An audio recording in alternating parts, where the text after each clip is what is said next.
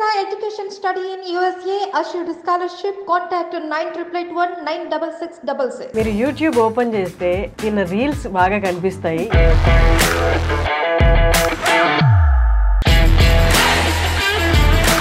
పెళ్లివారం అండి అన్న సిరీస్ చేశారు. సెకండ్ సీజన్ కూడా ఆల్మోస్ట్ అయిపోయింది. Virajitha is with us. Virajitha, మీరు వచ్చే వరకు నాకు తెలీదు మీరు సిఏపిడిటి స్టార్టింగ్ సిఏపిడిటిలో వర్క్ చేసా. ఈ మధ్య కొంచెం లావ్ అయినట్టున్నా కదా. Actually your looking good. నిజం చెప్పాలంటే you're getting better day by day. మా రాజు కెమెరామెన్ ఏం చేశాడంటే కాల్ చేసి 4 o'clock ఇంటర్వ్యూ ఉంది, టైం స్లాట్ కావాలి స్టూడియోదే అని అడిగాను. లేదని మొహమాటంగా చెప్పేశాడు. కట్ చేసే ముందు ఎవరు అని అంటే విరాజిత అనగానే వెంటనే ఆల్రెడీ ఉన్న షూట్ని పోస్ట్ పోన్ చేసి విరాజితకి ఇచ్చాడు. అసలు ఏంటో నాకు అర్థం కాలేదు. విరాజిత క్రేజ్ అసలు.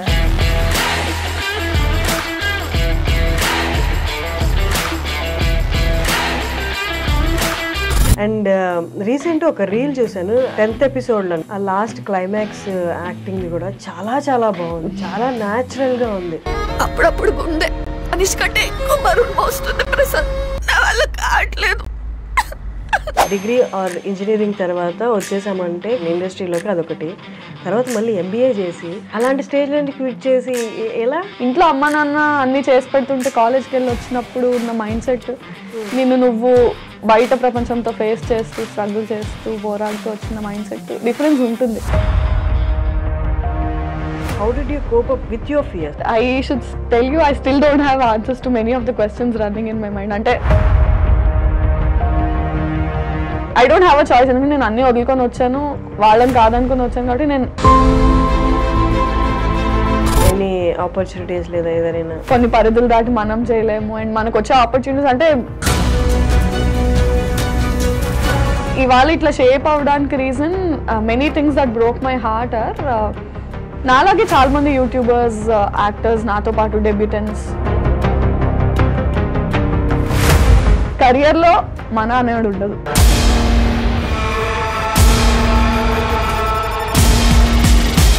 మూవీస్ తర్వాత యూట్యూబర్స్ ఒకళ్ళు ఉన్నారు, ఇన్ఫ్లుయెన్సర్స్ ఒకళ్ళు ఉన్నారు. ఇది ఇక్కడ చెప్పొచ్చో చెప్పొద్దో నాకు తెలియదు, కానీ ఈ యూట్యూబ్లో టాప్గా ఉన్న మిమ్మల్ని సినిమా ఆపర్చునిటీస్ వచ్చి ఒక పెద్ద సినిమాలో ఒక చిన్న రోల్ ఇచ్చేస్తారు. నీకంటూ ఒక రోల్ వాళ్ళు రాసుకొని సినిమాల్లో ఇవ్వాలి అంటే I don't want to take names, but yeah వచ్చాయి, పెద్ద ప్రొడక్షన్స్లో వచ్చాయి. యాక్టింగ్లో అమ్మాయిలు సర్వైవ్ అవ్వడం చాలా ఈజీ అని చాలా మంది అనుకుంటారు. నువ్వు డిఫెండ్ చేయడానికి వద్దనడానికి కూడా ఏం లేదు. ఎందుకంటే అరే నువ్వు పబ్లిక్ ఫిగర్ అంటే పబ్లిక్ రైట్ ఉంది నీ గురించి మాట్లాడడానికి.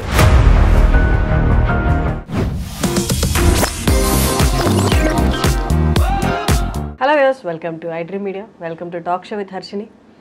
మీరు యూట్యూబ్ ఓపెన్ చేస్తే తిన్న రీల్స్ బాగా కనిపిస్తాయి. ఇంతకుముందు నేను ఒక సిరీస్కి ప్రసాద్ గారిని ఇంటర్వ్యూ చేశాను. అదే ప్రసాద్ గారు ఇప్పుడు పెళ్లివారం అండి అన్న సిరీస్ చేశారు. సెకండ్ పార్ట్ కూడా, సెకండ్ సీజన్ కూడా ఆల్మోస్ట్ అయిపోయింది. Virajitha is with us. నమస్తే. హాయ్, హలో, నమస్తే. ఎలా ఉన్నారు? I'm good.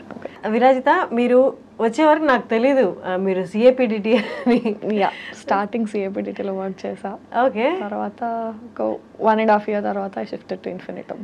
Oh, that's nice. అంటే iDream I was associated with iDream. Yeah, that's nice. నాకు తెలీదు అంటే మీరు వచ్చేంత వరకు, but once I got to know మీరు కూడా ఇక్కడ నుంచి అనేసరికి I felt like nice.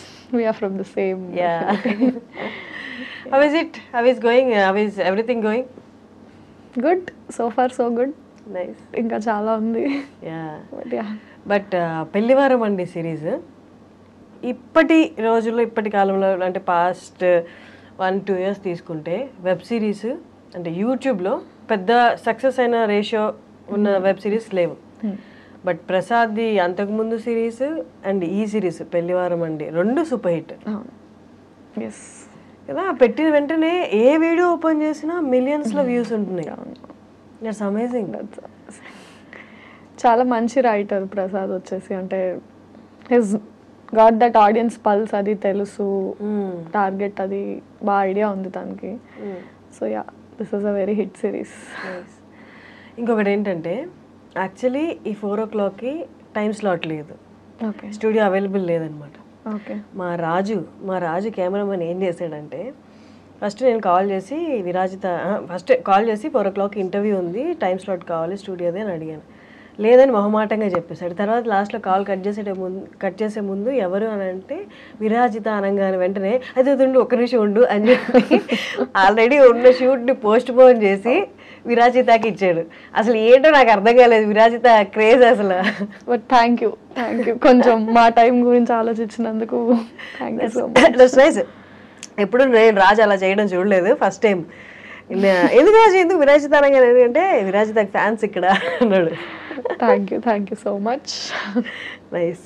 And recent ఒక రీల్ చూసాను, అదే 10th ఎపిసోడ్లో, అదే లాస్ట్ సెకండ్, ఇంకా ఆ లాస్ట్ క్లైమాక్స్ యాక్టింగ్ది కూడా చాలా చాలా బాగుంది, చాలా న్యాచురల్గా ఉంది.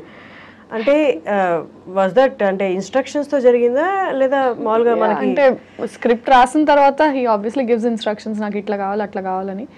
మన స్టైల్లో మనం చేసిన తర్వాత తనకి ఏమైనా యాడ్ ఆన్స్ ఇంప్రూవ్మెంట్స్ ఉంటే తను అడుగుతాడు, దాన్ని బట్టి. అప్పుడప్పుడు గుండె మనిషి కంటే ఎక్కువ బరువు మోస్తుంది ప్రసాద్, నా వల్ల కావట్లేదు. Was that single take? No, it was not a single take. I mean at స్ట్రెచ్లో చేసాము, కానీ 2-3 takes తర్వాత అంటే మనం చేయాలనుకుంది, తనకు కావాలనుకుంది, ఇద్దరిది సెట్ అయ్యేది ఒకటి ఉంటుంది కదా. సో అలా. నైస్. ఇదైతే కొన్ని వీడియోస్ ఇంటర్వ్యూస్ చూశాను కానీ, but for hour I dream viewers ఒక్కసారి మీరు ఎక్కడి నుండి and your educational background? I M from Vizag, Visakhapatnam, and MBA complete చేశాను.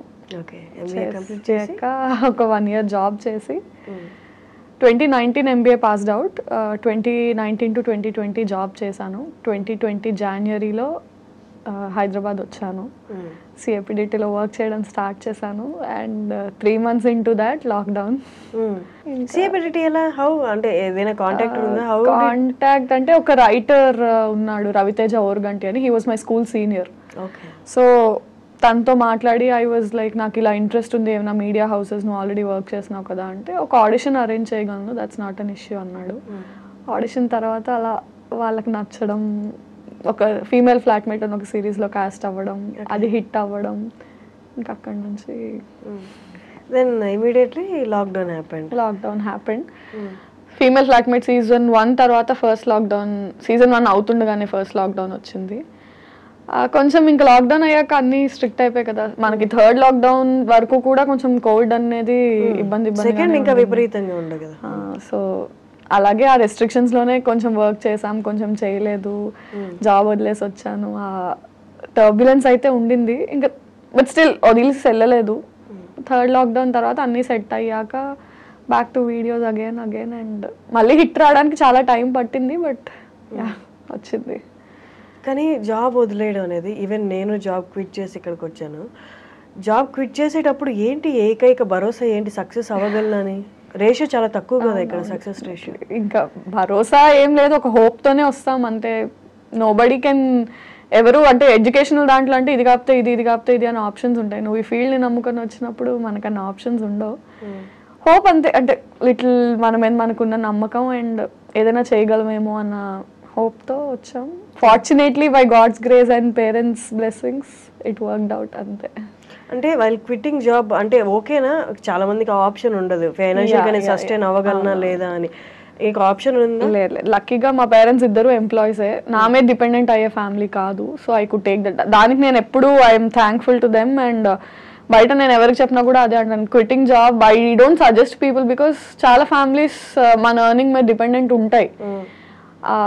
వాళ్ళ నీ గోలా అంటే I somehow feed them first and then you have to look after your goal. But ఈ కేసులో నా కేసులో లక్కీగా బై గాడ్స్ గ్రేస్ పేరెంట్స్ నా మీద డిపెండెంట్ కాదు. So I was free enough to make my choice. Siblings ఉన్నారా? లేరు, ఒక అమ్మాయి. కానీ డిగ్రీ ఆర్ ఇంజనీరింగ్ తర్వాత వచ్చేసామంటే ఫీల్డ్లోకి, ఐ మీన్ ఇండస్ట్రీలోకి, అదొకటి. తర్వాత మళ్ళీ MBA చేసి ఇట్స్ లైక్ అంటే ఆల్మోస్ట్ అది చూస్ చేసుకోవడం కాదు, ఇంకా డిటర్మైండ్ అనమాట ఇట్లే వెళ్ళాలని. అలాంటి స్టేజ్ నుంచి క్విట్ చేసి ఎలా?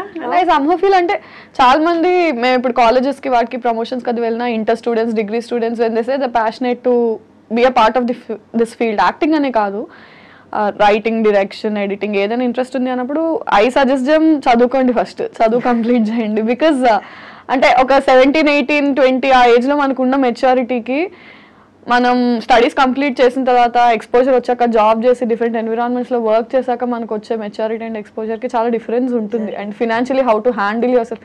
ఇంట్లో అమ్మ నాన్న అన్నీ చేసి పెడుతుంటే కాలేజ్కి వెళ్ళి వచ్చినప్పుడు ఉన్న మైండ్ సెట్ నువ్వు బయట ప్రపంచంతో ఫేస్ చేస్తూ స్ట్రగుల్ చేస్తూ పోరాడుతూ వచ్చిన మైండ్ సెట్ డిఫరెన్స్ ఉంటుంది. సో నువ్వు అక్కడ సర్వైవ్ అవ్వగలవు అన్న నమ్మకం నీకు అది క్రియేట్ చేస్తుంది కూడా. యా అంటే MBA చదివాను, జాబ్ కూడా చేశాను, but somehow I felt now I'm determined enough to make a choice. And somehow అంటే నీకు బయట ఎట్లుంటుందంటే చదువు మధ్యలో ఆపేసి ఏ డిగ్రీలోనో ఇంటర్లోనో ఆపేసి ఇటు వస్తే చేత కాక వచ్చావు అంటారు. ఇప్పుడు నువ్వు చదువు కంప్లీట్ చేసి జాబ్ కూడా తెచ్చుకొని వస్తే వద్దనుకొని వచ్చావు అంటారు. That makes a difference. Still నేను మీతో అగ్రీ చేస్తాను. ఆ జర్నీకి కొంత అమౌంట్ ఆఫ్ రెస్పెక్ట్ కూడా తీసుకొస్తుంది ఇక్కడ. ఆ జర్నీ ఊరికే పోదు. It's nice. కానీ ఇక్కడికి వచ్చాక పేరెంట్స్ ప్రొటెక్షన్, జాబ్ ప్రొటెక్షన్ అనేది మైండ్లో ఉండి లైఫ్ని ఫేస్ చేయడం ఒకటి, కెరియర్ని ఫేస్ చేయడం ఒకటి. ఇక్కడికి వచ్చేసి ఒంటరిగా వాళ్ళ సజెషన్ ఇవ్వడానికి కూడా వాళ్ళకేం తెలిసి ఉంటుంది పాపం.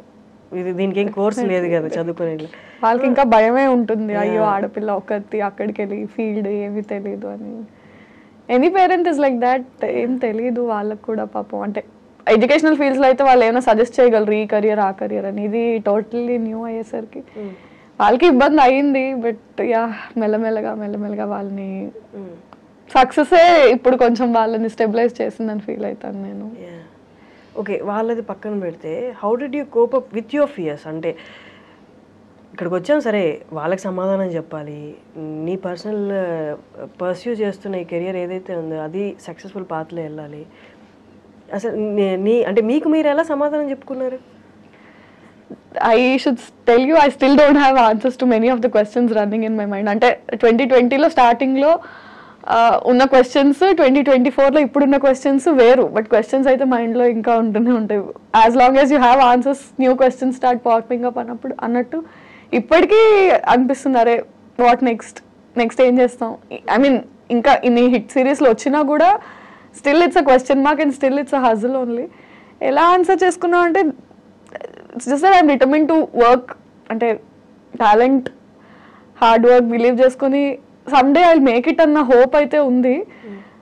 సో అంటే సక్కం చేసే సిచ్యువేషన్స్ చాలా వచ్చినా కూడా ఇంకా I don't have a choice. ఎందుకంటే నేను అన్నీ వదులుకొని వచ్చాను, వాళ్ళని కాదనుకొని వచ్చాను కాబట్టి నేను చేయాలి. నేను కాకపోతే ఇంకెవరు చేయరు. So for me I only have to stand. Even if I'm scared, even if I'm drowned, ఏమైపోయినా సరే నిలబడాల్సింది నేనే. సో ఇంకే ఆప్షన్ లేదు కాబట్టి ఐ హ్యాడ్ టు స్టాండ్ అంతే.